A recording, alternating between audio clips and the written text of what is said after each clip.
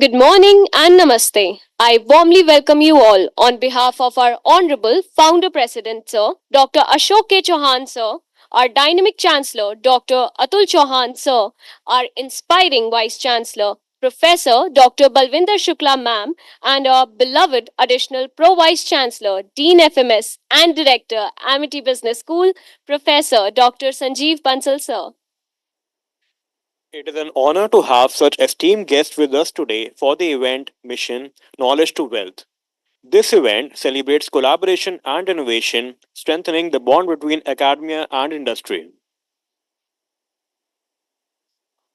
To mark this occasion and extend a heartfelt welcome, we will now present saplings to our esteemed guests, symbolizing growth and sustainability. I invite Dr. B.K. Murthy Sir, Dean Translation Research and Entrepreneurship Development, and our beloved additional Pro Vice Chancellor, Dean FMS and Director, Amity Business School, Professor Dr. Sanjeev Bansal Sir, to kindly present the sapling to Dr. Peter Lindgren Sir.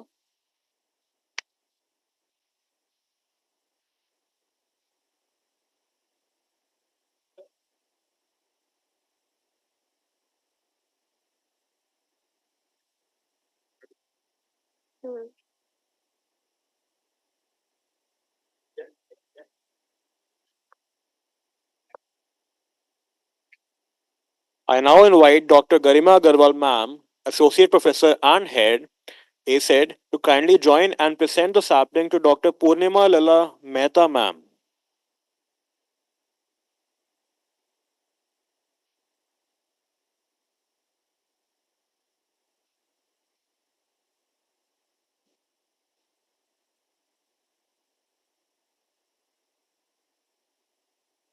I now request Dr. B.K. Murthy Sir to kindly present the sapling to Dr. Satya N. Gupta Sir.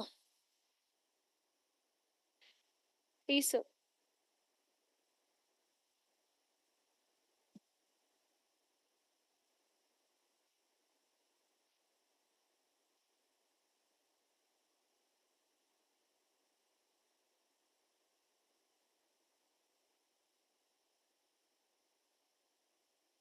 With this warm gesture, we begin the program to commence.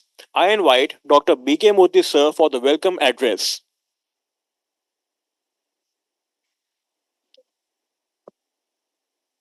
Presently working with Amity University, Uttar Pradesh, Noida as Dean Fred, over 37 years of experience of execution and deployment of national level projects, R&D capacity building, and evangelist in emerging technologies in IT like blockchain, metaverse, Web 3.0, etc.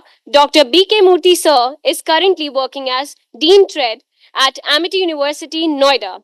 He also served as Dean Research at Shriya University, Bengaluru, Senator, IITDM. Please join us for the welcome address.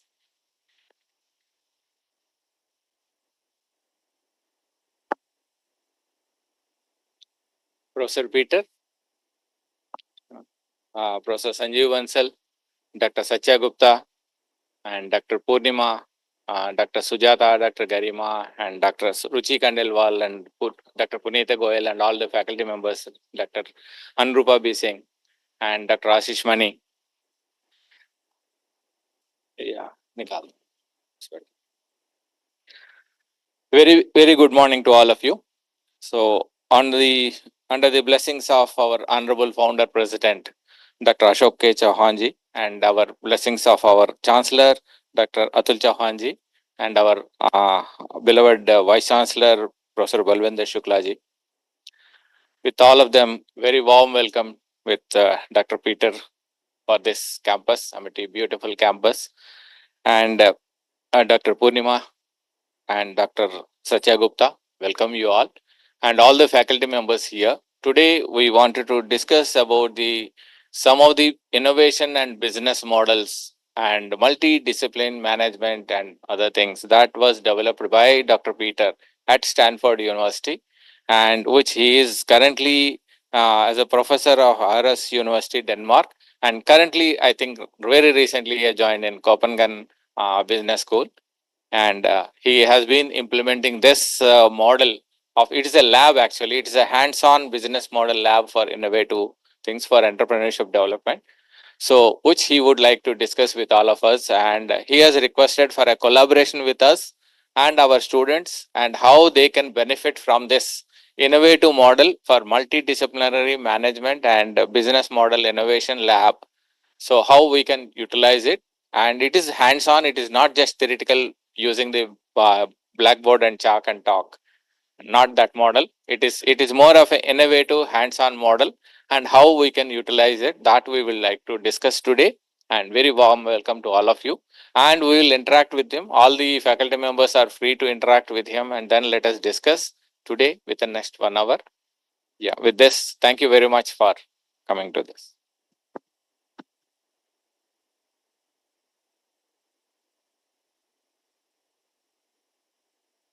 Thank you, sir, for your inspiring words. We now proceed to the next segment of the program, a presentation on Amity Universe, a glimpse of Amity University profile. For this, I request Professor Dr. Sanjeev Bansal, sir, our beloved additional Pro Vice Chancellor, Dean FMS, and Director ABS, to kindly address the audience.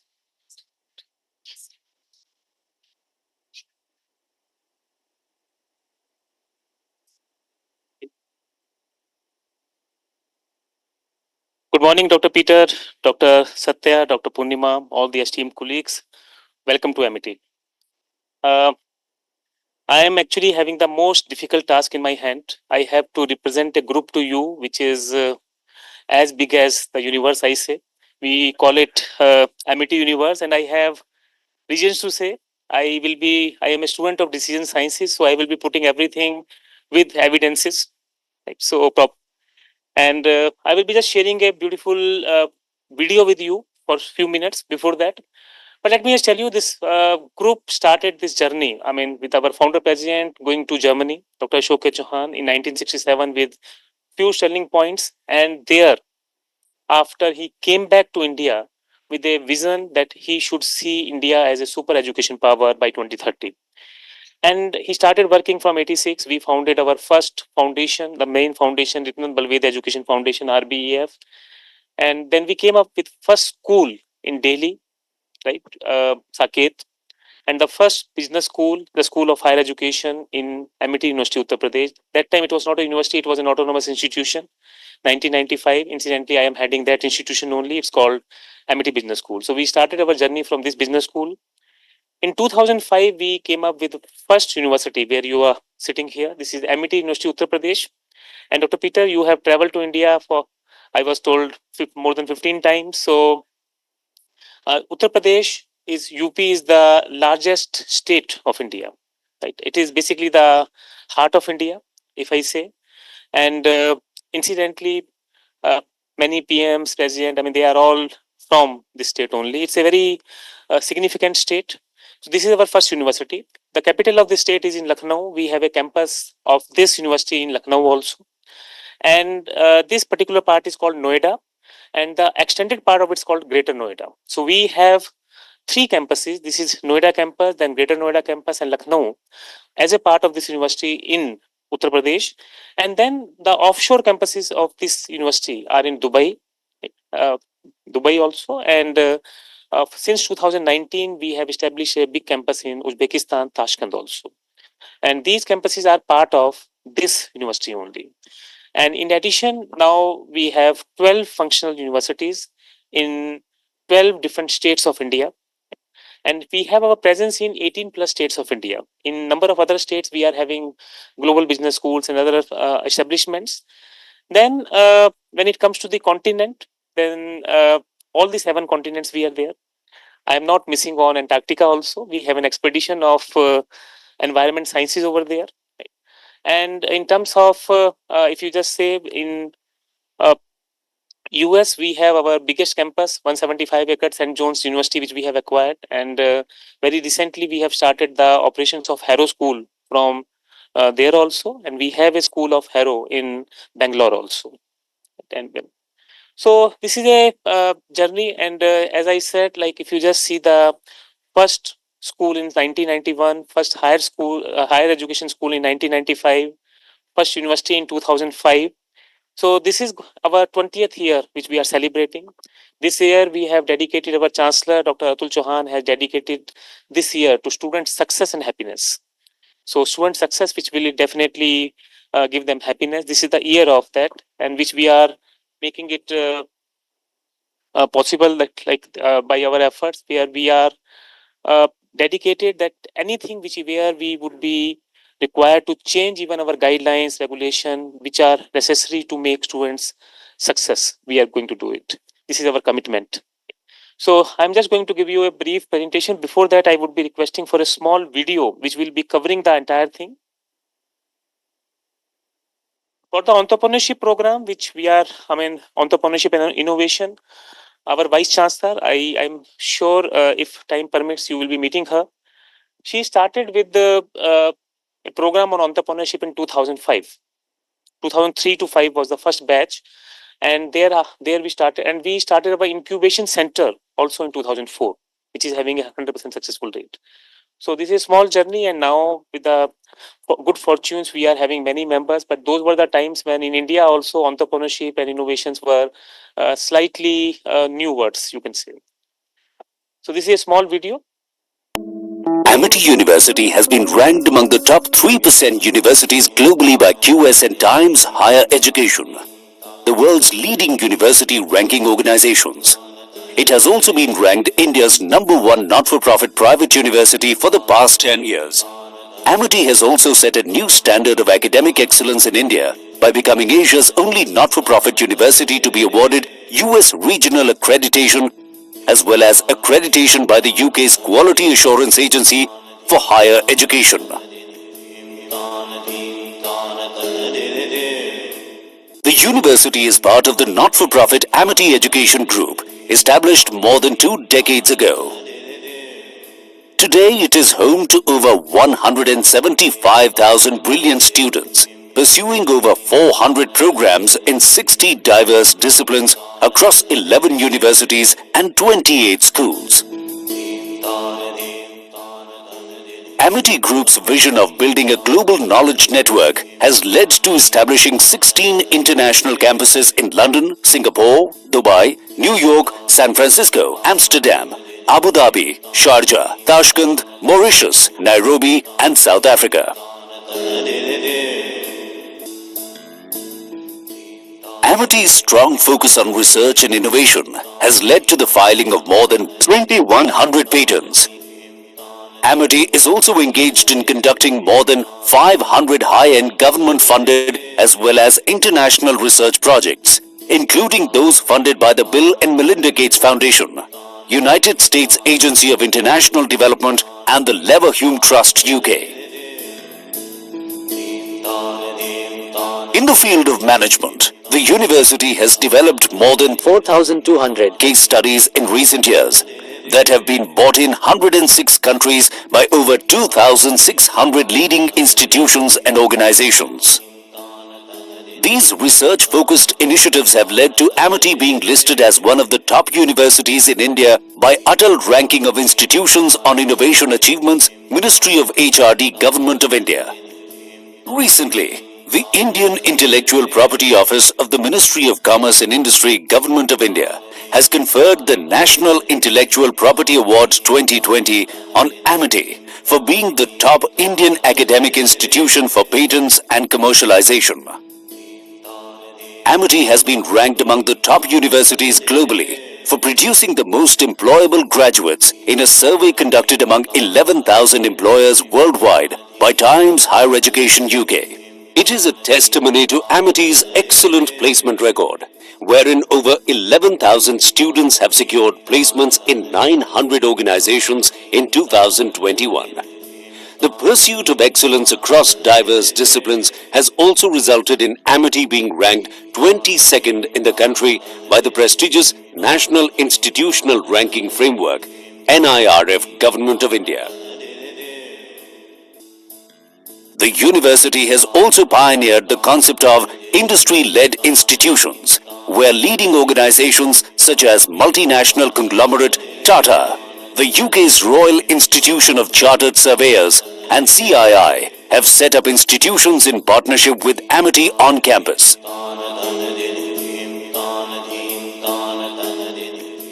Attracting some of the most brilliant students, Amity has instituted India's largest private scholarship programs, benefiting over 25,000 students. These students are blazing a trail of success, having filed over 800 patents, published more than 6,500 Scopus-indexed research papers. For these students, Amity's curricula and pedagogy lay great emphasis on industry interactions. In fact, Amity has facilitated students' interaction with over 50 global gurus and Nobel laureates, besides 1,500 corporate leaders. Further, Amity's unique initiatives to nurture professionals for the global stage include Study Abroad Program, 3-Continent Program, and the Global Study Program at leading universities in USA, UK, Dubai, Singapore, and Australia. Amity has also awarded over 2,000 PhD fellowships to brilliant researchers to carry out path-breaking research in thrust areas that will impact the development of the country. The award-winning Innovation Incubator on campus has nurtured more than 100 companies and attracted investments of over 40 million US dollars. The campus also has many high-end research centers, including ones set up with Nobel laureates. Amity University is dedicated to grooming future leaders to become not only competent professionals but also value-driven human beings with a deep passion for humanity, who together will change the world. Thank you so very much. So one thing which I would like to endorse is everything whatsoever I have stated here. There's nothing virtual, it's all real. And if any statistical data is given, it must be added by numbers, because since it's slightly older. The convocation, the last slide was about the PhD scholars. So we have now 2,700 on the rolls of PhD department here in university. And our convocation, next convocation is in same month only, 30th November, we are going to have our convocation of university, where this year also we are having 19,000 plus graduates who are passing from the portal of, including 400 plus PhD scholars. So, and you should not forget the journey started in 2005. It's 20th year only. So we have very recently only got adult.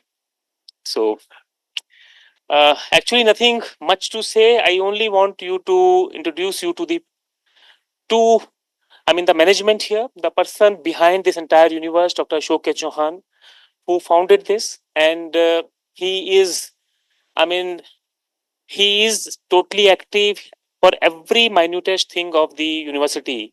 His physical presence, personal presence is there always. And I'm sure he must be watching this program also of yours.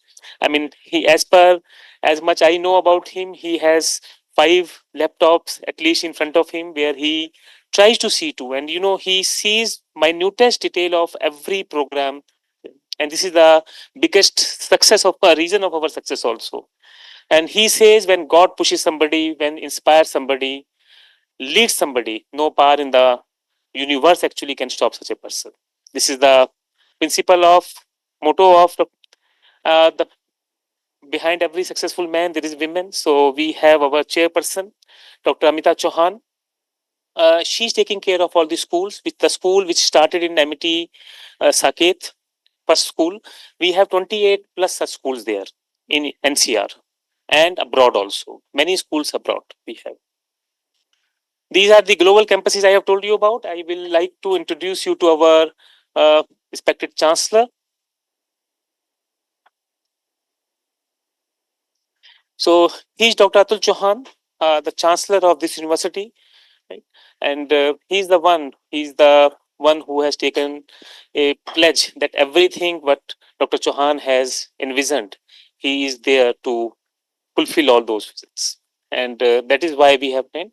So there are so many things. So I told you like this is the most difficult thing to introduce Amity, which I was given only 5-10 minutes, Dr. Murthy, and not he is going to be blamed. Actually, I have 2 ODCs, oral defense committees of PhD to be followed just now. So I'm opening the house for you, sir. I mean, all these wonderful people from management and engineering are there, right? And we welcome every new initiative and idea. Right? So, welcome to MIT on behalf of Dr. Ashok K. Chauhan, Dr. Amita Chauhan, Dr. Atul Chauhan, and our Vice Chancellor, and all these wonderful faculty and staff. Welcome to MIT. Thank you.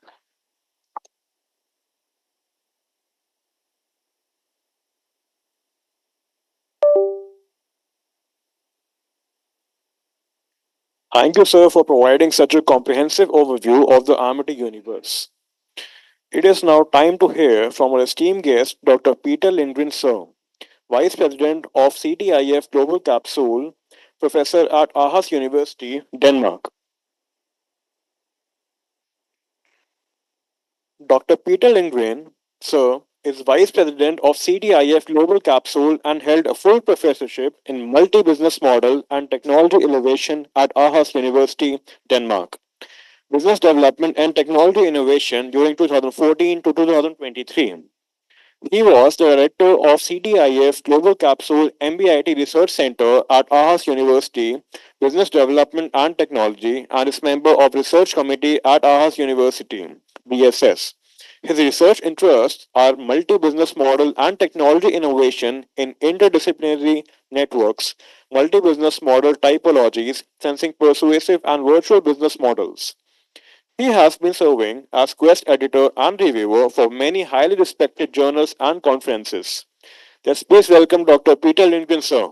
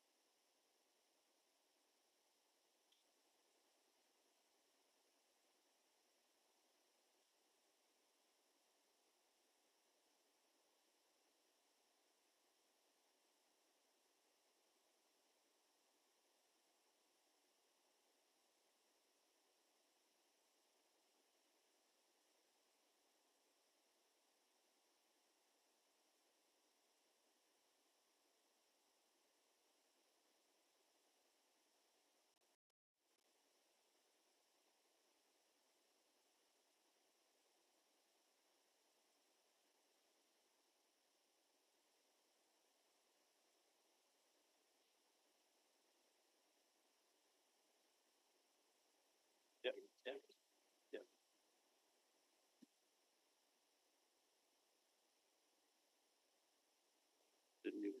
Then you go, I'll find it.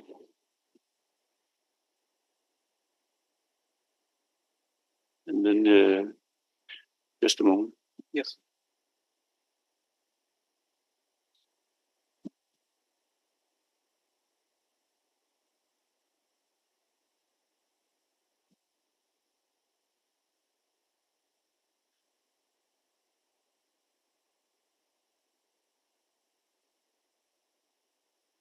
Yeah.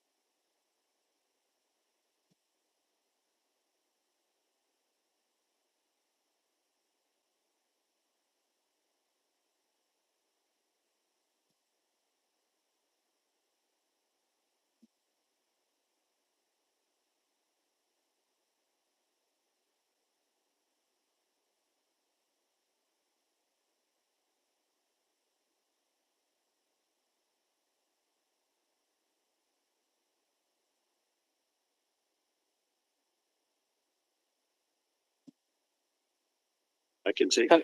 So directly when you so one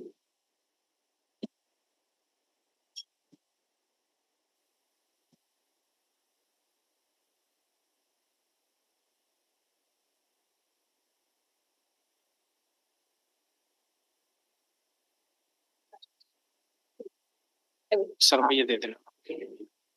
And I can have your help to switch that. Okay.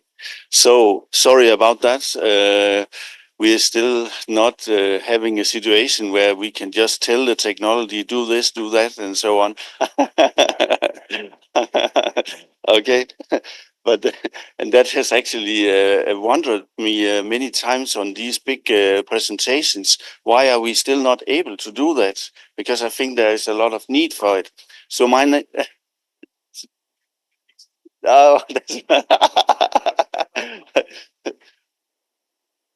no, that's right. Okay, my name is.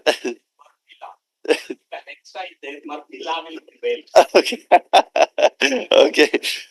So, my name is Peter Lindgren, and just to give you a small background on where I come from, I actually were in industry for many, many years, and then I suddenly understood that I need to have some more for my brain. And then very late in my, I started to apply for a PhD, and I got the money myself.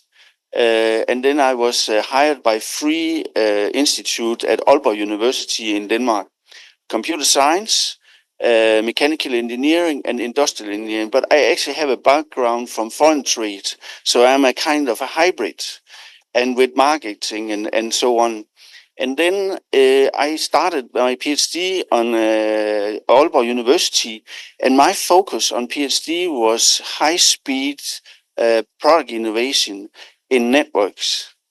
And in 2003, I understood that that if we continue to work just on product innovation, all our industry will die. I'm very dramatic here, but we were seeing in Denmark, in Europe, a lot of industries, they were dying because they were not capable to cope with the high-speed innovation. And in 2003, you probably, some of you know that there was another young PhD student that finished, and his name was Alexander Osterwalder on business model Canvas. He finished from Switzerland in Lausanne, and he was coming out with a framework with 9 building blocks. And it was fantastic, and he was very, very bright on marketing this. And then when my PhD finished, I saw that what they were actually doing, these businesses, was they were doing something on a higher level than product innovation and service innovation and whatever we call it. They were thinking business model innovation, but not just thinking. They were practicing it. So we saw the big famous Zara Inditex grow within 15 years into one of the world's leading businesses. So at the same time, and that is why I'm showing this, is you have to understand that Aalborg University, they attracted a professor from Delft University, Mr. Ramdi Prasad, and he's the reason why I'm here in India. I have never come to India if I have not been together with him. He was one of the founding fathers on 3G. He was in 4G. He was in 5G. He has written, I think, 10 or 15 books on 6G. And now in 2030, we will have 6G operating. And then somebody are thinking about what's the next. And some are saying 7G, but also some are saying RAM-G. So can you imagine? I was in 2003, young PhD, a little bit elder than the others, and I wished to meet this. He was getting some of the largest projects in Europe funded. So in 2005, I succeeded to get a small meeting with him, like I have now here with you. So and then immediately he said, "You are responsible for a thematic area called multimedia communication." I said, "What is that? You'll find out." And we joined partnership from 2003 and all the way up to 2013. And we were complementing each other. I was looking at the business models, he was looking at the technology, and we need both. Otherwise, it's too difficult to understand the business models. So in 2013, we formulated actually a new strategy to roll out in 2015, where we opened Ctif Global Capsule in Villa one of the first places where they did some of the nice technology that we are using and a core to our wireless technology. And I was looking at the business modeling. I also have to say, in 2007, I took the opportunity to invite Alexander Osterwalder to Aalborg. Henry Chesbrough, from Open Innovation. We had Alexander Osterwalder's supervisor, Tutsi, famous on academic on business models and business model innovation. We took them all up to Aalborg because we had achieved to get a 10.2 million euro fund just to focus on business models. That's why I think I know a little bit about business models. So within very fast speed, we had 15 researchers just looking on business models. Any kind of business model, black, white, red, with money, without money, and so on. And we studied that for 5 years.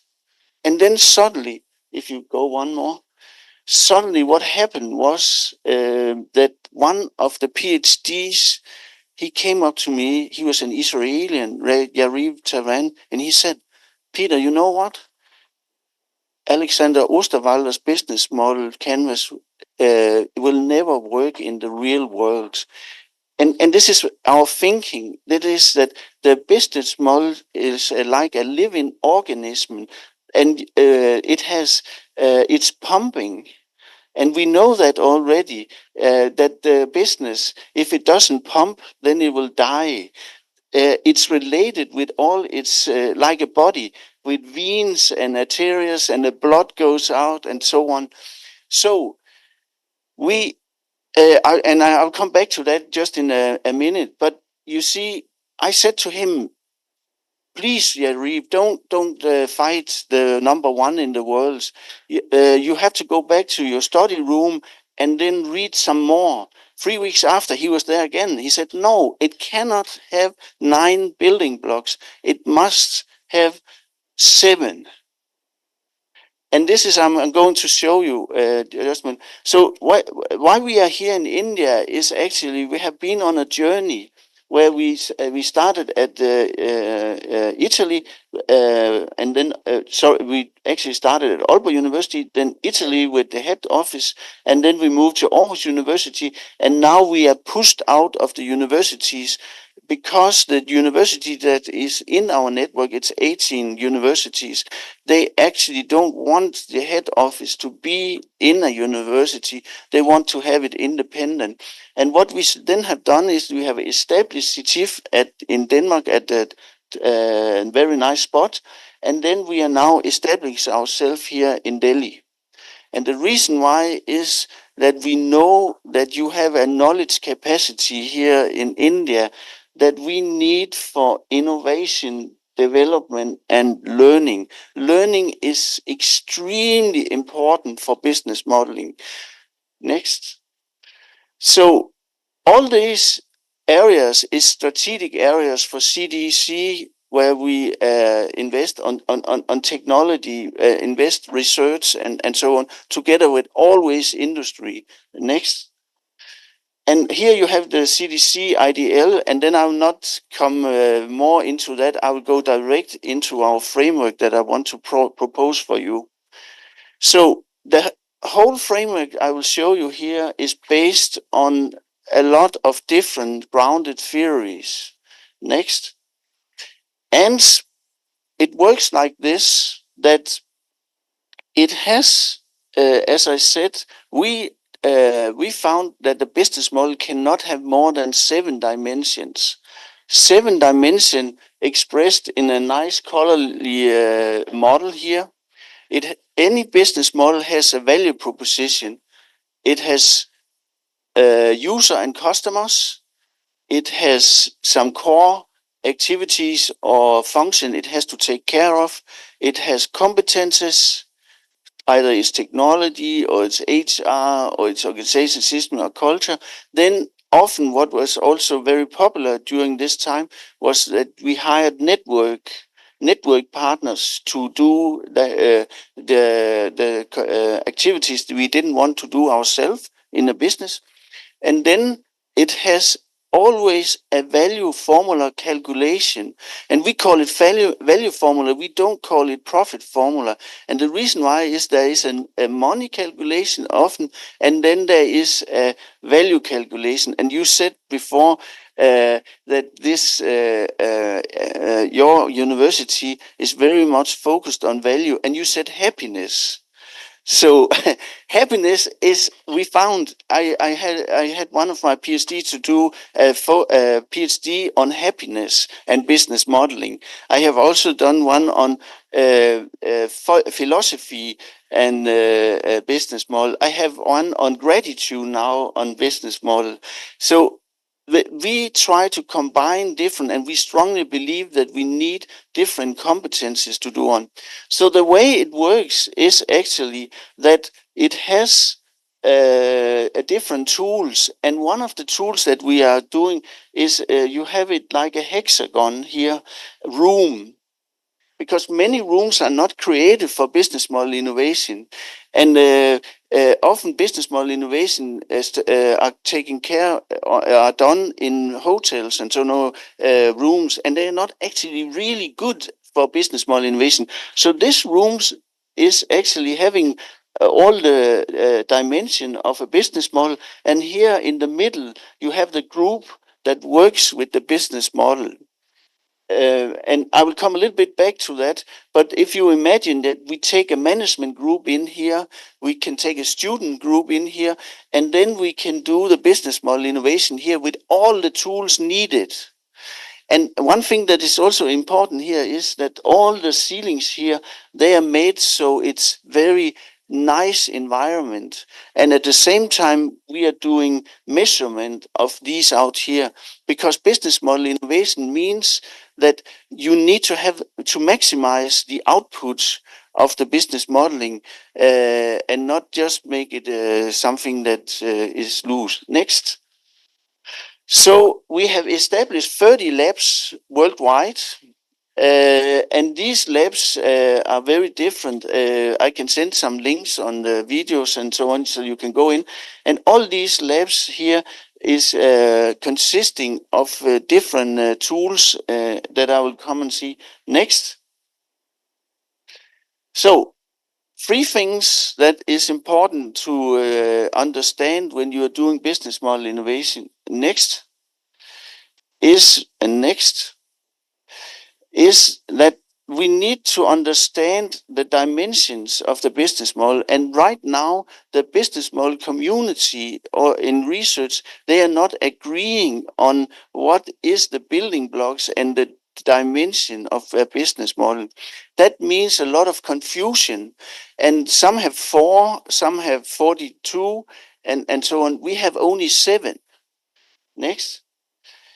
And here you see the dimensions that we have, and he is responsible for those, Yariv Taran, and those are those that I just mentioned here just before. Next. We have made deep investigation on literature, so what the tools might look a little bit colorful. You see also some cartoons in it, but that is actually to keep the happiness and quick understanding of when we work with the students. Next. And we have compared everything. We sat for 1 week in a house in Florida together with many of the authors of the different frameworks, and then we compared and put it here. Next.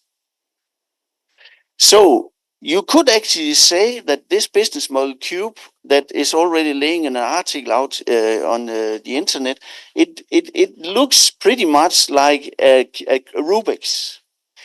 And if we understand that we can, we can twinkle the business model in different things, then we can get a different business model. Next. And then, we took the cube and then made it into something that is very colorful and helpful for the students. I have actually one here, I think so. Next.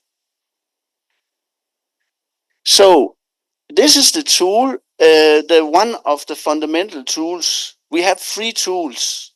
We try to keep it easy. So this is what the students work with. Next. And you can see here that this is what we give the students in the hand. And on the back side, for example, if I have the value proposition, I can then write over here with the questions are put here for the students. So we always work with industry. So when we go out, we have this as our, you can say, interview thing. And we don't bore the managers with information that we can already get. We always ask on the critical questions, and then we chase them through the business model. So next would be the customer opposite. And we could do the competences, we can do the value chain functions and so on. So within a very short time, we can come to understand what is the business model about. So next. And next, these are all the dimensions and all the questions next that we have, and all it's based, those from marketing know this young man, Mr. Kotler. he is actually feeding into the value proposition and the user and customer. Why we have user and customer? Most business model framework have only customer, but that's not true, because users are equally important, maybe even more important. So you build an ecosystem there, you have business model around it. And this understanding for the students is important. Next. And we also use Alexander Osterwalder's pain and gain tool. So we're actually having all the tools coming together and the theory. Next. Here you have the user and customers. Next. And the questions. And here you have a simple process of a hair cutter, where you have the value chain function from Michael Porter. So all the, what you are already teaching is actually coming together here. So now they understand, why have we on earth learned something on value chain? Why a primary and secondary for next? You have it here, the model. Next. And here we have the competences. We build on Prahala and Hamel's competence, where we have the technologies. This is actually inspired by MIT. We have the human resource, we have the organization system, and we have the culture. Culture is more and more important to business model. Yes, next. And here comes something that where we are challenging the business model frameworks, and that is that we are thinking about physical, digital, and virtual networks. And we are very much inspired by Goldman Price and Favest on smart business networks. So we are not thinking as I'm in a network in a LinkedIn with so many. We are thinking about what is critical to the business model. Which network are critical and are actually involved in the business model. So we are not going to have those that are not important for this. Next. And next again.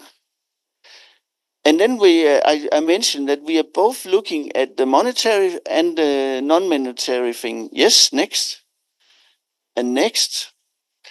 And here comes now the real interesting thing, and that is in the middle we have the relations, and the way we are thinking about relation is maybe a little bit different to what we see today, and that is we are inspired by Werner Ali from California, and some of those that talks about that relation comes in those that you can hold in your hands, like this one. But it's also relation because you are sending me values through interchangeable relations, and that means, and I'm maybe also sending something to you. So it means that we need to get hold of both of these types of relations in the business model, and if we don't understand them deep, then we might not be able to do a business model. Yes, next. So here I just gave a small example, and now I'm introducing to the next where we are different. That is, here you have an insurance contract signed with all the relations and so on, and then on the other side you have a damage where the insurance company has to do a repair or an exchange and so on. And here you see there are two business models. So we don't believe a business consists of one business model. We think that it's a multi-business model approach. Next.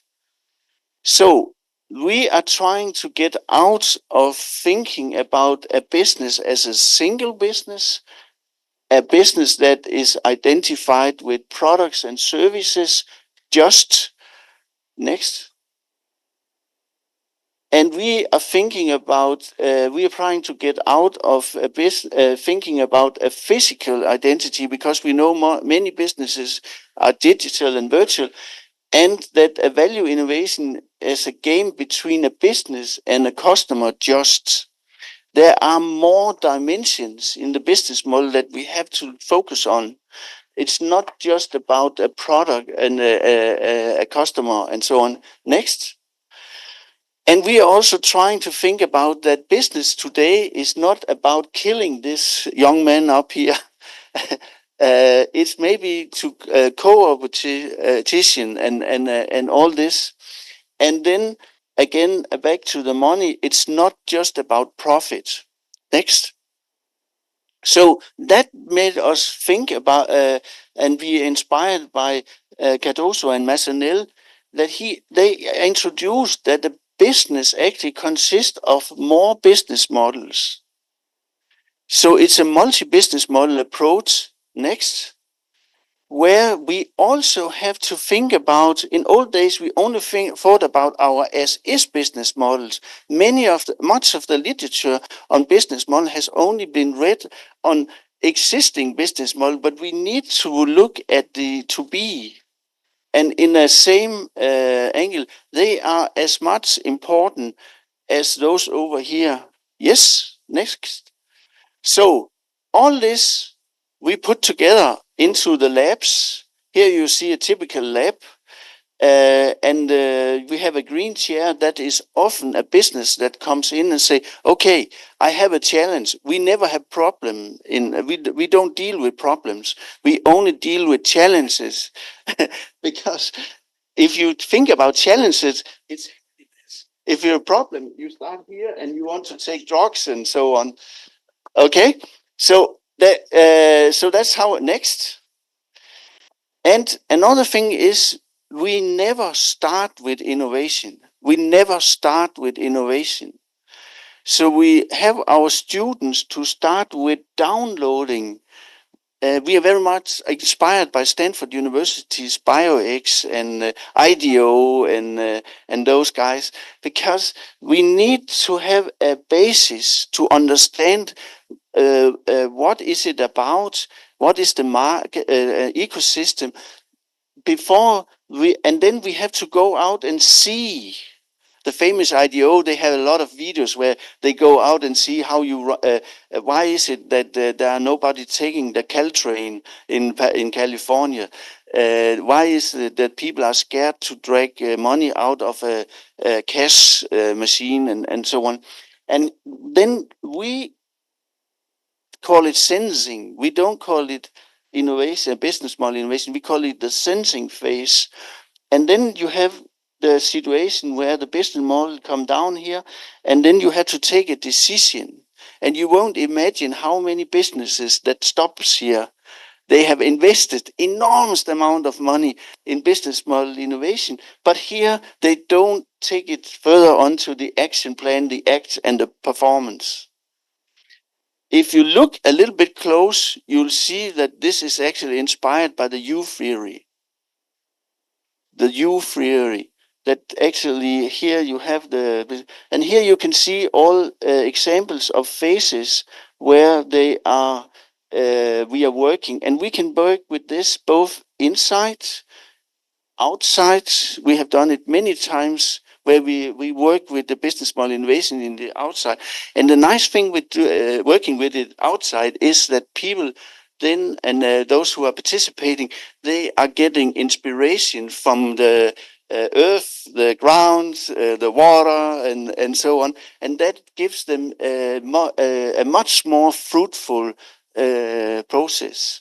Next. So just a very simple way that we work, and then I'll finish and we can discuss.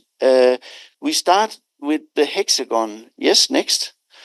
And then we write down the components on the value proposition. So we go deep down to value proposition. We go down to the attributes and the attitudes. We go in the function area. We go in the primary and secondary functions. We go into the value formula. We go into all of them. Next. And then we drag them out on the right dimensions. So if you imagine that I was here, I'm now coming for the first time to your university, I would have this one, and then I would write down what is your business model about. Then I would do all the components, and that would only be on behalf of what I'm seeing, hearing. Speech was here. But that's then next, I have to go home and relate them, because there might be something that is not actually involved in the business model. There might be something I have overseen. So I have to test it out. We had tested this in, I would say, 800 to 900 businesses. So it's about deep understanding. We have done a very large project on green business models just recently together with our Norwegian and Swedish partner. Next. And next again. The next tool I'll just finish with next is then we have, if you imagine that we find all these business models, then we put them up next into a kind of board where you on the right side, we have the students to map which of them are they earning money on, which of them are they losing money on as is, and on the left side to be, which of them are we earning money on to be, which of them are we earning losing money on to be. Yes, next. Next. So we are actually taking this and putting it into this. Next. So it looks like a picture like this, which is a mapping of a small SME business. And then you can see, we start, if we go a little bit out here, we start to understand how is the business model constructed with the business model they have. And then they get accounting, they have account and so on, but sometimes they get a visual picture of how it's actually looking. And you can combine it with the accounting system and so on, then it can move automatically and so on. You see some bubbles here? And I said before, we do not start with innovation, but what we do is we have people to have bubbles here where they write down every time they get, and we don't call it idea, You see, that's in that phase. We call every time they get a bubble, we try to have them to unload their brains and start come back to focus. And every time they get a bubble, they write it up here so we don't forget it, and then we will treat them afterwards. Next. Here you see a management group. It's a small and medium size. They are producing velvet, and they're doing exactly the exam here on 4 different boards. They put all their business models up here. High pressure, low pressure, medium pressure, something that is under another pressure, I don't know. And that actually gives them an overview of how their business is running. Next. We run it in different process, 3 days in a big industrial fair for 6 months. We have put it into our curriculum. Next. And we have this competition. We just finished a competition here in Delhi on a scrap business. And you know maybe that Denmark is very popular for greening and green transformation. Our prime minister, she asked all industry to reduce CO2 with 70%. And it's not easy. And here, and it's not easy to earn money on it. And then these students were asked to find out what do we do with all the waste that is mixed plastic and so on. And they came up with some very nice solutions combined with AI and 6G, 5G and advanced sensors. I think I will finish here. I hope I have given you a glimpse of what we are doing. Maybe you can go to the next one. So we are trying to understand the business model. We're trying to understand deep what it's about with simple tools that can be advanced very easy. And then we're trying to get an overview of the business. And then we are not least, we are looking at the different business model innovation layers. And then next, this is expressed in this one because much business model innovation today has actually focused on one business model or the business model canvas. But here we are thinking, no. You have actually 7 different dimensions. You have different business models. You can do innovation on different levels. Yes, I think I will finish here with an opening up for some questions. I hope you had got a small taste of what we are working with.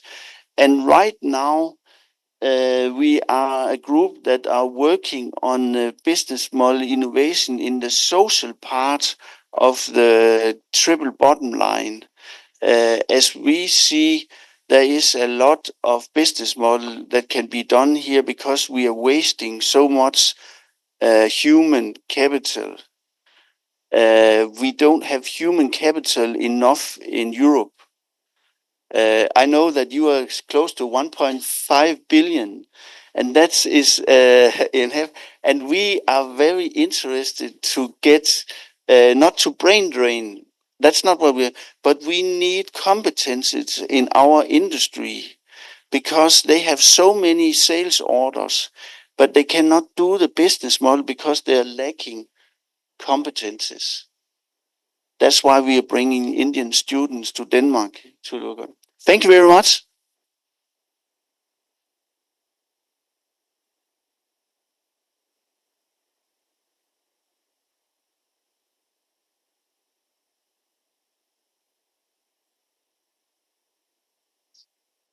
Was an excellent presentation. Thank you. And we conduct.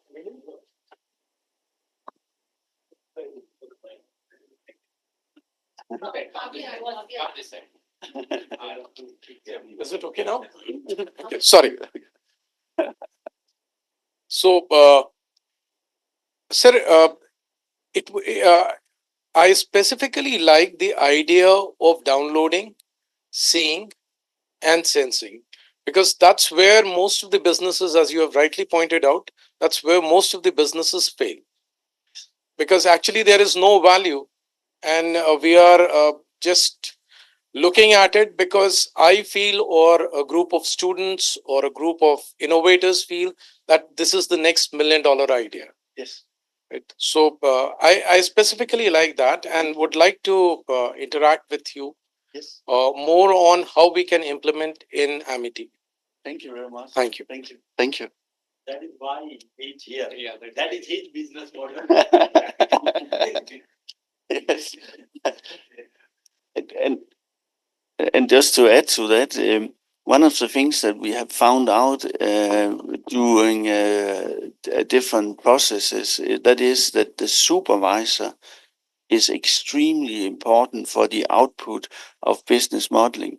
If you don't have well-trained supervisors that understand deeply this, but also their role in the innovation process, we have some examples where they had just taken some innovation consultants from outside and put them into a group. And then what happened was that the innovation consultants, they took over the process, and that made the students cry. It was not their project, and you have to have that power into the business model innovation process.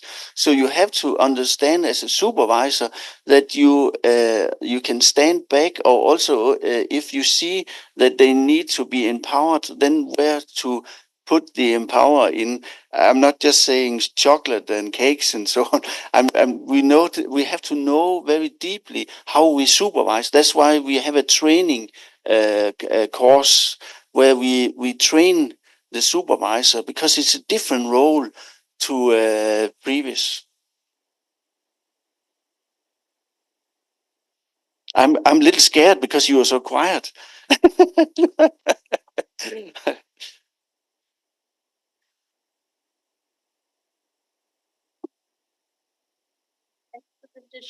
Because I come from a technology background. Yes.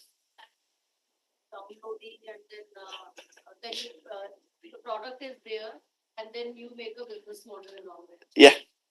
But I see how that new thing has to come to the cost of business. Yes. Because we have many ideas, many prototypes, many products and all. Yeah. How the thing goes into the market through your business model. Yes. Yes. What I see from the presentation is that for different many business model needs to be applied for different kind of products. What is going to be useful? Yeah. So very nice question. So if I just take this as an example, and we say, okay, we have an as-is business model. It's already an existing technology. Let's say, for example, it's a windmill. I don't know how many megawatts. And then we have some challenges because it's actually maybe going out of the market. Then what we do, we drag the not the windmill, but the hexagon into the middle of this one. And then we sit around different competences. That's we choose different competences to sit here and then look at the dimension and then redesign it.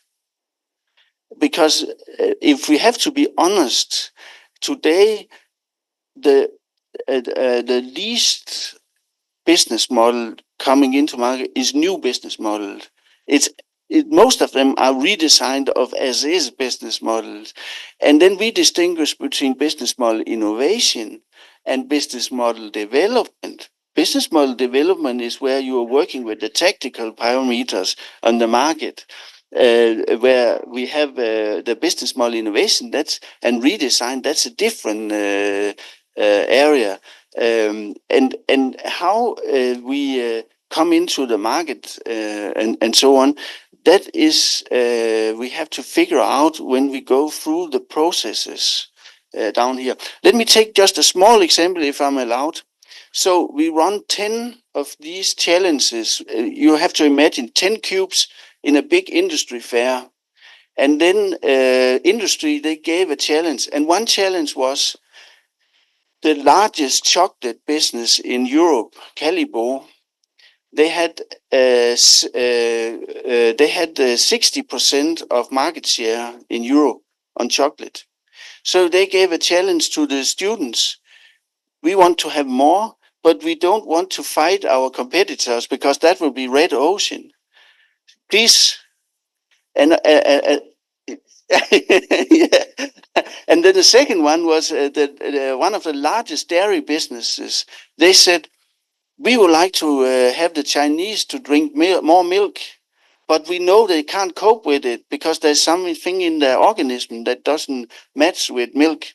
Please solve it. So, so this is really something that excites the students, and it's really, really interesting also for faculties because we can come in as researchers and give our small part of it. Does business model innovation leads to new innovations which can be carried out by academicians in the research lab? It is more like there is industry academic collaboration kind of thing, like industries working on new business model innovation. They come up with new requirements, they give it to the research labs to develop new products. I like that question. I like it because the funny thing is about this is that when we do this, it generates huge amount of work for the researchers. So don't think about that you will go out of business because of this tool. Not at all, because there will be in many cases where they will ask for, can you come with some 60 AI combined with some chemical, I don't know, and these will come out of the projects. And this is exactly what we would like as researchers. We would like to have something that are challenging, because that is why we are coming to work as researchers every day. We want to solve some new things, some things that we have not done before, and so on. We are a little bit more bored if to just do something that was done yesterday. Model canvas and all. Yeah. You see it all rectangular, Yeah. You have a hexagonal shape. Yes. Any particular Yeah. what what Yeah. thing you have innovated upon so that it is different from the previous. Exactly. So the reason why we have it as a hexagon is that we believe that it has 7 dimensions, 6 sides, and then some in the middle. But you have also to understand that they are placed strategically. So you have the value proposition here, and opposite you have the customer. If they cannot match, yeah, then you don't have a business. And then you have a value chain function, and you have the to do that you have a strategic choice. Either you take your own competences, that's the gray, or you have networks to do it. Another thing is that the hexagon is actually a smart construction. The bees are very smart because they're building this. Yeah, yes, mathematically, I have understood. And then the last thing, not least, you see, you have to be your business. And then one professor, he said to me, Peter, you are too old to do a PhD, but you are doing it. It's like the humblebee. It shouldn't be able to fly, but it's actually flying. So the bee means actually something, and the bees are normally happy. Normally. Business model that you're talking about, you've broken them into many dimensions. Yeah. But in India, we are in the nascent phase of your evolution. If you look into all the success stories of the business model, if you look into, say, Ola. Yeah. Ola, yeah. Yes. Was a tested one of Uber. Yeah. Or if we look into Airbnb, it was a tested model of, on the other side, if you look into our Yeah. common, Yes. one Oreo one was a tested out. So we are in a phase of evolution. Yes. So I feel the model that you're proposing, where you're trying to put into, more of business models into one. Yeah.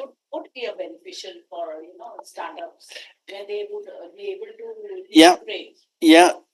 And I think what we see with many entrepreneurs, that is that, as I talked about the bubbles, they often disturb their process because they're thinking about this and this and this and this. So they are not focusing and concentrating. And another thing is that they don't have a framework where they can put the different business model in groups and under the umbrella of the business. So we consider this as, the highest level of a business, and under here you have all the business models and so on. I don't know if it gives sense to you. Yeah, yeah. Yes. So it's the best thing you have created, because we work in entrepreneurship and we have realized that students or the startups are able to do this part, but financial as it comes. Yes. So they hide themselves. Yes. So definitely you have created a good version out of it. Yeah. So whenever we need, we can have the financial consultant with us. But before that, we should not stop ourselves. No. So the bee should fly very well. Yeah, and we should not kill them at first stage. They have a brilliant idea or bubble of creating a business model. We should support them, and then the financial stuff comes afterward with capex and opex and whatever it's called. That will come later on when they become so confident about their businesses. And we have courses on that also, but you have maybe much better courses on that, so that we can put them together. Thank you very much. Yes, yes. Any other question? Oh. More about on the ground.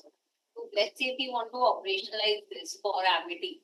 Okay, so we are talking of setting up an innovation lab, or we can take this particular thing to the classrooms. Because so like we are running a course in entrepreneurship for undergrad students. They are running a course in entrepreneurship engineering to have students doing entrepreneurship courses. So like we are talking of creating a lab, and there we are getting this exposure to the interested students who are building up the business plans, or we are taking this concept to the classrooms. So if we have to really implement this, Yes. how do we operationalize it? So now it's my 15th time here in India, and I have been looking at the universities. I see a lot of university, they have idea lab. Yes, we do. They have entrepreneurship environment, incubation environment. We have an incubation center. Yes. This is not competing with it. It's actually complementing with it. And it can be done in a separate room, the labs that we saw before and so on. Yes. But you can also take it out to the classes. I have 190 students next week where I take it out to the classes. But that can maybe be just I take this tool with me, and I take another tool with me, and so on. I can do it out in the classes. But of course, if you have it on the backside of an idea lab or an entrepreneur, it could be nice to have these small stations where the entrepreneurs could go in, and they could then, with a good supervisor or alone, they could actually innovate on the 6 sides their business model. So here I have my customers. Over here I have my value proposition. I can see here my value chain function. I can write up on everything. I can go crazy in there if I like. I can also stay calm. So it's you have many opportunities. Many. You can go out on the grass field here, and then you can do. So I don't see any limits on it. Thank you. Thank you. Thank you. Have I done my time? And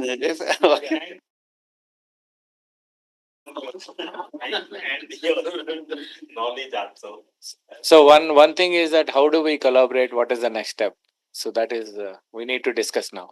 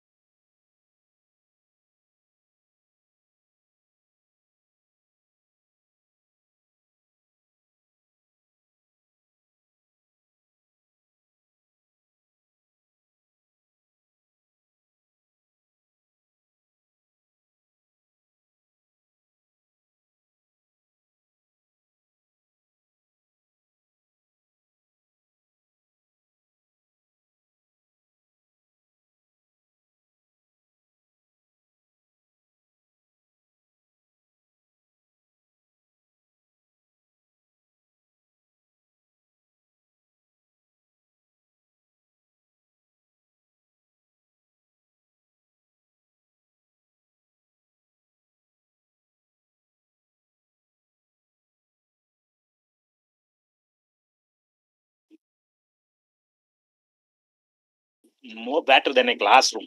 The independence and also the environment, making them happy, comfortable, interactive. So that is there. So next step will be, I think they will be very happy because Purnima is head of their chapter in Delhi now. So she can immediately bring out a proposal to one of you. You have to give your point of contact to her, so whom she can send the proposal. That will be the first step. Then you have to take your own view. You may have questions there. That proposal you can negotiate also. So that is how it happens actually. Normally. Yeah, I think she will do so. I think she can tell you. You can come here so that they will.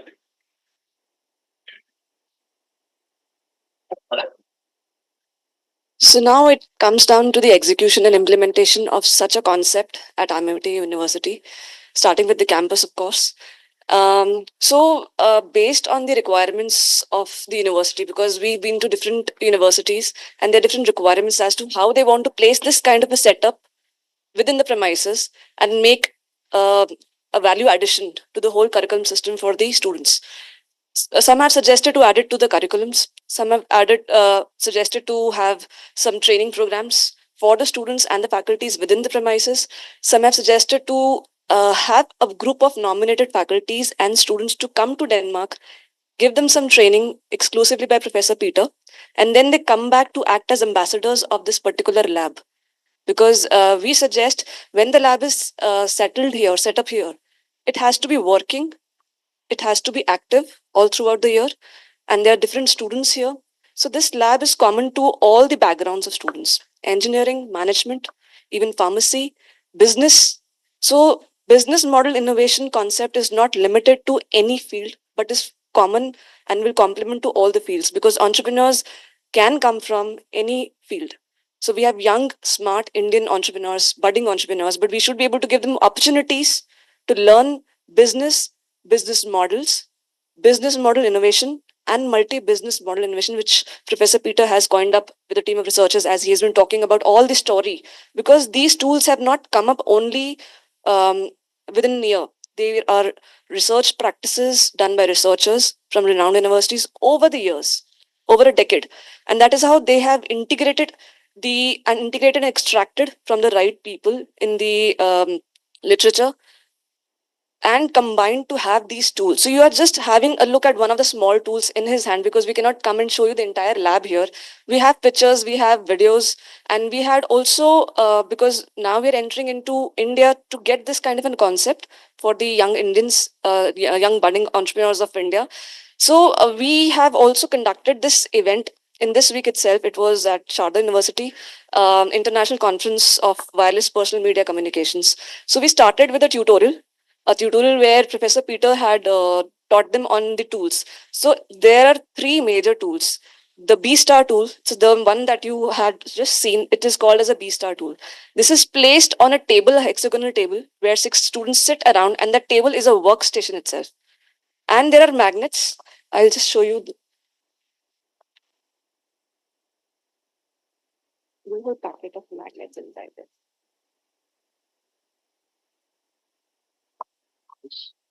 This is the big one. There are one more, a packet of small. So this is also one of the tools that Professor Peter has. This is just a mini board, but these boards are aligned with every table of 6. So this is a small board, mini board, as we call it as. So the B star is the first tool. The B board is the second tool, but it is placed as 3 by 4 feet boards suspended on the walls. We have cubes in Denmark, and we have 30 labs, as Professor Peter mentioned, outside India. But getting cubes is, we need more space on that, we need more budget on that. So we start with the tables, because with the tables and the tools, students can start to learn about these kind of concepts and try to implement on their own startup ideas, or when they're placed into some industries, they can use these skills to innovate the business models of the existing company, so to say. So it is both ways useful. They can use it for their startups, for existing industries, even for the family businesses, because business is everywhere. And any idea is not enough until we marketize in a way which is successful, monetize it. So there's a process to do that, there's a methodology to do that, and this course helps to do that, is what I can say, how it can add value to the students. And as I was talking about, so these are the magnets. These are part of the tools that Professor Peter and his team have coined in. So these tools, there are markers, students write on it, their ideas, and everything that they have in their minds is placed on these tools, the B star, the B board, and the B BMI board.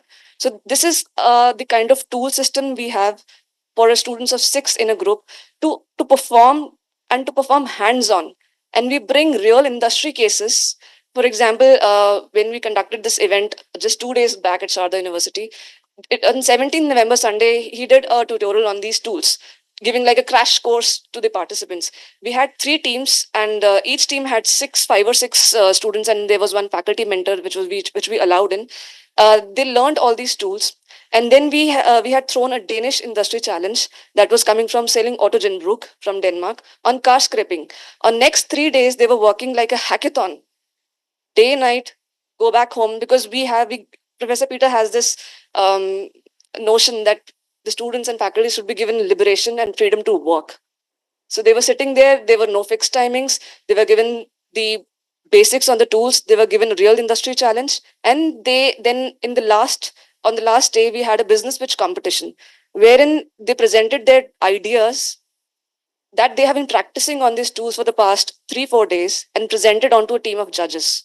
So these kind of events also, we bring it up to India, because these have been already being done in many of the other countries where we have already been doing these events. But in India, it's a little different. So when he was talking, it is just a glimpse to tell you what it is. You will get to know once you start seeing the lab, once the lab is set up and you see how the students are working. So we kind of had a showcasing at Sharda University, and it was WPMC because we are co-organizers of that conference. It was its 27th year, and this time it was in India, in Greater Noida. And we could see students coming out with ideas, and within 3 days, even myself being as an Indian. So I started with him 10 years back as a PhD student in Denmark. And then I worked with one of the European projects, Greenbiz. I am a technical student. I was a technical student myself, coming from drones and 5G areas. That was my PhD topic. And then we started at Aalborg University, and the entire department, the entire CGC was shifted to Aarhus University. And I was supposed to defend my thesis, and I submitted all the documentation papers. And they say, you have a very nice idea on drones in 5G, but where is the marketing of that? Where is the business to that?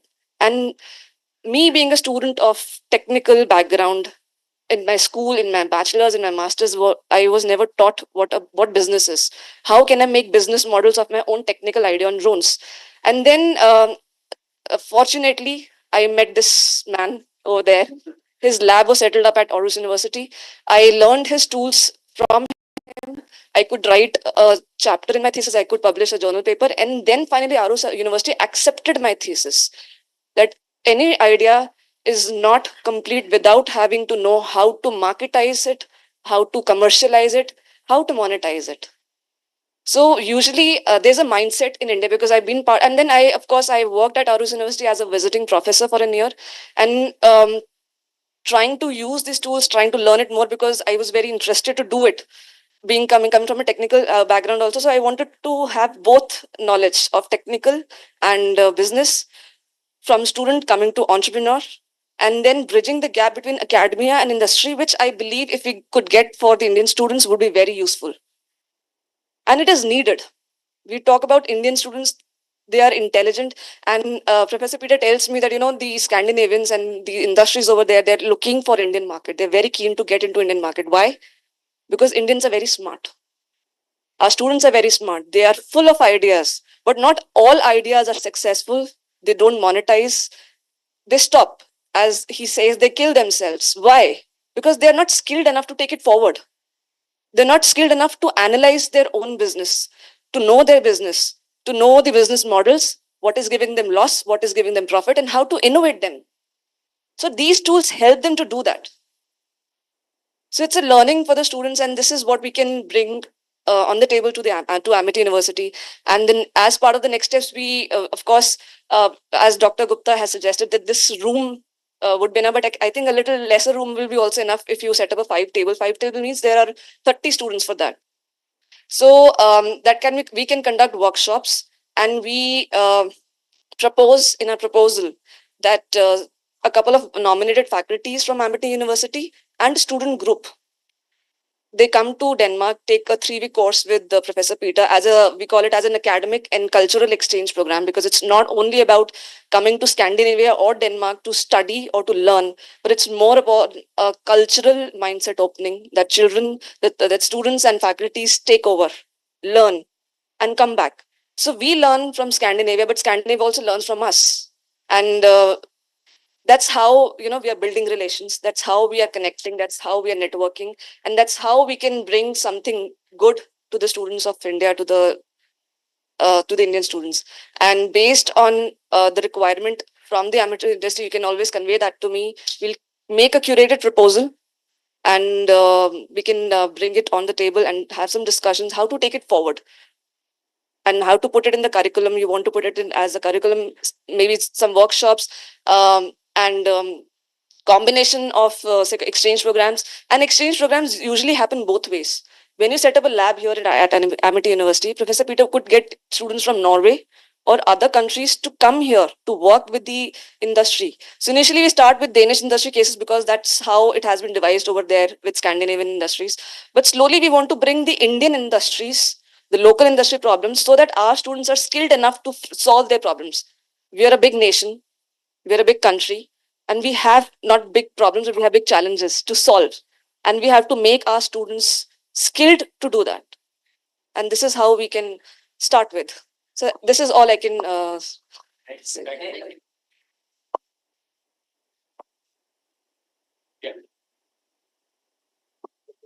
Purnima, we will be contacting with you. Yes, I am the POC for the same. Because CTC is as I was coinciding. Amity University is celebrating 20 years, right? Yeah. We are celebrating 20 years also. Yeah. Our CFC was 20 years ago. 2 days back, we celebrated. We celebrated at the PMC, we had a huge event, we had a cake study ceremony. So we are also 20 years old. But Yeah. yes, in this way, entering India is a little new. Yeah. You can, we are interested in it.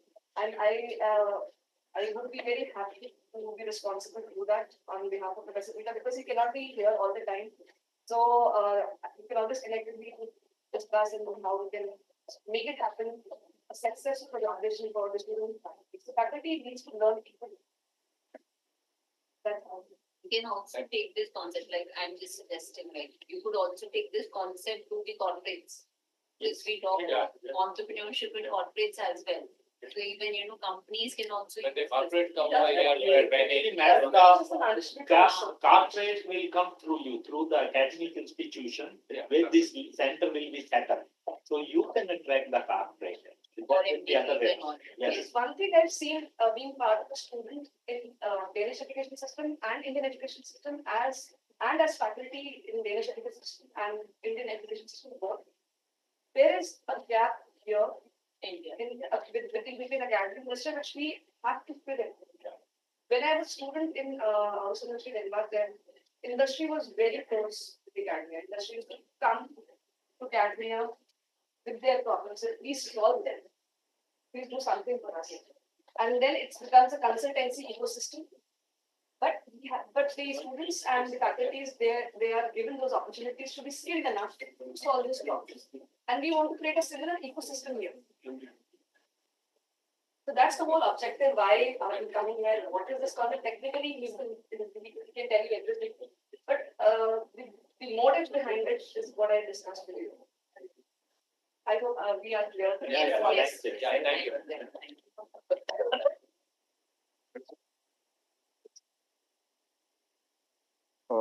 Thank you very much for your enlightening address. To enlighten us with their inspiring thoughts, we now invite Dr. Satya N. Gupta, Chairman Blue Town India and BIMSTEC South Asia. An international expert in energy and technologies, regulation, interconnection, and broadband with 42 years experience in all aspects of telecom, including 25 years with government and regulator, Dr. Gupta is publicly recognized as an analyst, author, advocate, and advisor on ICT related policies, projects, and business. Presently, he is the chairman of the board, Blue Town India and BIMSTEC South Asia, to forge new partnerships and making it happen. The vision of connecting the unconnected people living in rural areas of world. May I please request Dr. Satya and Gupta to please enlighten us with his words. Was not a part of agenda and we are running out of time, but thank you very much for inviting me and kind words. I don't have to say much, but all things are addressed. Actually, your questions are already addressed, as I told. And I also have a relationship with MET. Actually, 25 years back, I was running a MET International Telecom Forum here as its Director General. My name and board is still there in one of the room, actually. So I've just disconnected. But this, as rightly you have also asked, the next step actually. The next step means actually, just to clarify, Professor Peter, he was not impressed when questions were not forthcoming. But the next step has come. That is more important than the questions. Actually, they want to have next step. That means they have liked the idea and they want it there. And that Purnima have done her job also. So I don't have much to say, but I will also be associated with this amity because it is for me coming back to school after 25 years here actually, though in between also I have come. And then even this concept, actually, I'm already running a Danish company here. Actually, if this center is set up here, your students will get the access to the Danish industries who have office in India. And we are about 140 numbers. So you can get internship in them in India as well as in Denmark. And some of your students can get jobs also. They will get access to 140 Danish companies which are headquartered in India from Denmark. So that is what I can give a hint. I can give at least one internship myself. So thank you very much. Thank you so much, sir, for your enlightening words. As we come near to the conclusion of this impactful session, we move to the felicitations. May I request Dr. B.K. Murthy, sir, Dr. Garima Agrawal, ma'am, and Dr. Anurupa B. Singh, ma'am, to please present the token of gratitude and felicitate the illustrious guests for their time and valuable insights. Please do the honors, ma'am. So,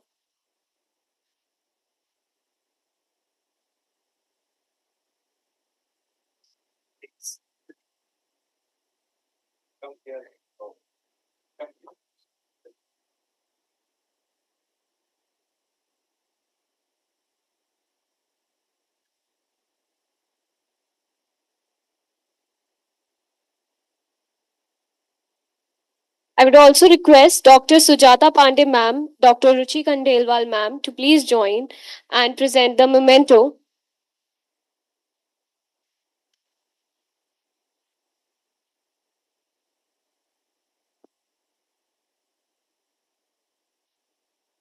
I would also request Sujata ma'am and Ruchi ma'am to please present the memento to Dr. Purnima Lala Mehta ma'am.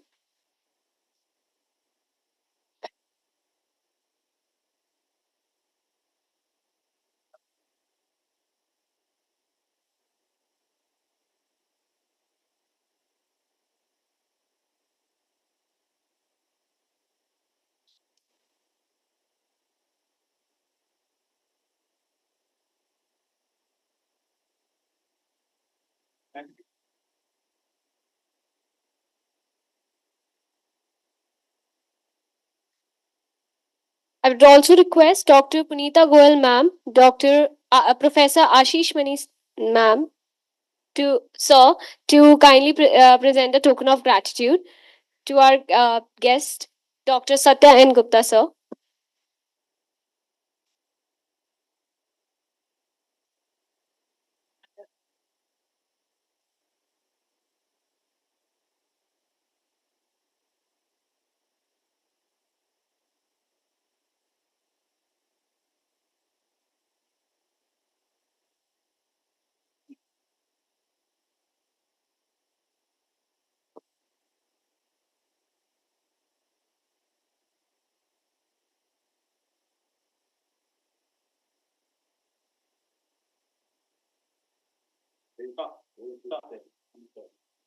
It's a colorful papers like our business model. But I want to give a return gift to Professor, my book on blockchain. Thank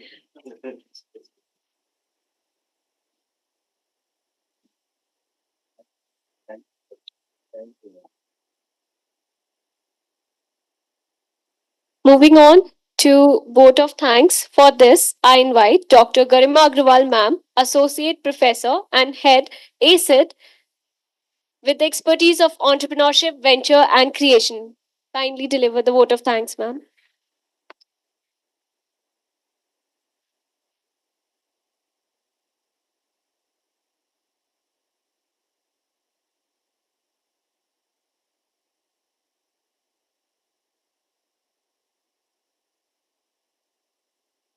Said by Dr. Jonas, and I quote, goals should never be easy. They must lead you to work hard to make the dreams into reality. And that we have seen today, sir. Really, we appreciate your being here at our campus. We are really honored to have you here. So, same is the vision of our respected founder, President, sir, and beloved Chancellor, sir, who provide us the Amity University to nurture and grow. I would like to thank our Honorable Vice Chancellor, ma'am, who is also the president of IIC and who always support us to take new initiatives and create more and more startups at the campus. I would like to thank our additional Pro Vice Chancellor, Dr. Sanjeev Bansal, who is always ready to guide us with his positivity. I would like to thank Dr. B.K. Murthy, Dean, TRED, who is always here to guide us with the new initiative which is coming in. And we are really blessed to have him as a at our campus. So now I would like to thank Dr. Peter because we studied a lot of material of yours, sir. And whenever, because I am in entrepreneurship, when you talked about Oswald model and all that, really it was a great success because nobody reads the big business plans. They love to have one pager only. But the way you have simplified now, because whenever I see the business plans, the student says, ma'am, we have done everything, but only two concepts we are not able to catch up. That is the finances. So I'm backing out. But what you did, you have just simplified the things. And the way you have created the hexagon, sir, so it is very easy to relate. So let's say if you are standing at one place, so how to connect with others? So it's very easy. And your B is really wonderful one, sir. Really appreciate. In fact, although we were running out of time, but it is really wonderful. We never thought of that the time has crossed. So, because it was really wonderful to have you here, I'm thankful to Dr. Purnima. In fact, being Indian, you are taking our Indian legacy international and bringing back again, and bringing back again to us. It's just like when we say in entrepreneurship, thinking out of box and bringing back again in the box to our own country. So really, you are a wonderful person, and the practicality and everything you talked about, really awesome. Thank you, ma'am. And I'm thankful to Dr. Gupta. I really like his energy. He's so energyful person, and he always brings new initiative for us, and he always a guiding factor for us. And thank you all the faculties who are present here. Really, they are the gem of our Amity University. I'm thankful to my MCs, a part of their regular busy schedules test going on. Still, they spare the time. Thankful to our media team. He will like to follow Dr. Bhumle. Yes, sir. Sir, yeah. Yeah. Thanks to our media team who really work hard for us and make our all the things in the good memories, and to the admin team of us who are really working very hard to make every event successful. Thank you so much for being at our campus.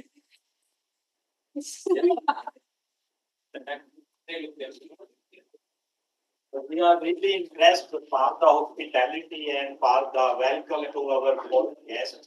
This is our Indian culture, of course. We have okay. This